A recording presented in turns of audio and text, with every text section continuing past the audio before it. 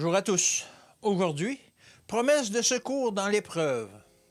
Ainsi parle maintenant l'Éternel qui t'a créé, ô Jacob, celui qui t'a formé, ô Israël. Ne crains rien, car je te rachète, je t'appelle par ton nom, tu es à moi.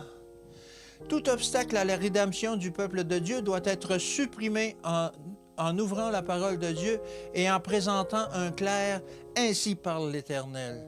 La véritable lumière doit briller, car les ténèbres couvrent la terre et l'obscurité les peuples.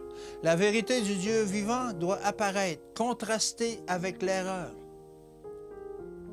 Proclamez la bonne nouvelle. Nous avons un Sauveur qui a donné sa vie afin que tous ceux qui croient en lui ne périssent pas, mais qu'ils aient la vie éternelle.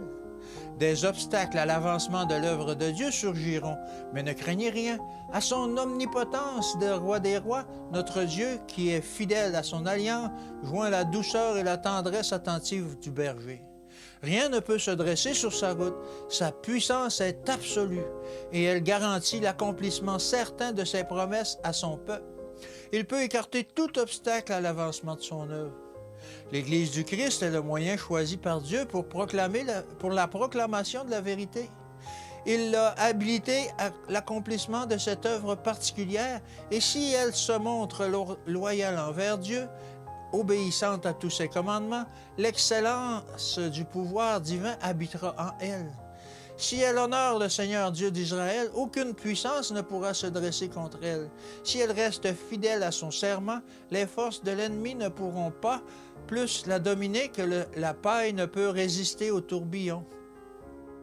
L'aube d'un jour éclatant et glorieux s'annonce pour l'Église, et si elle se revêt de la robe de justice du Christ, se refusant à toute alliance avec le monde, les membres de l'Église doivent maintenant confesser leur rechute dans le péché et s'aider les uns les autres.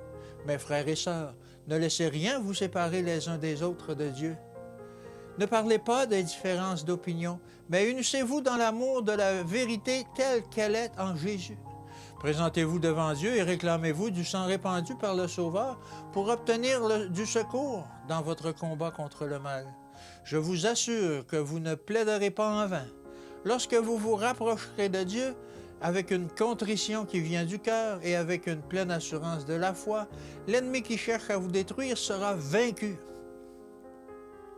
Retournez au Seigneur, captif plein d'espérance. Recherchez la force qui vient de Dieu, du Dieu vivant.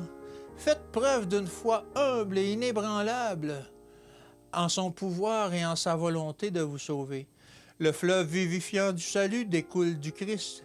Il est la fontaine de vie, la source de toute puissance. Que Dieu vous bénisse aujourd'hui et qu'il vous garde. Et à demain.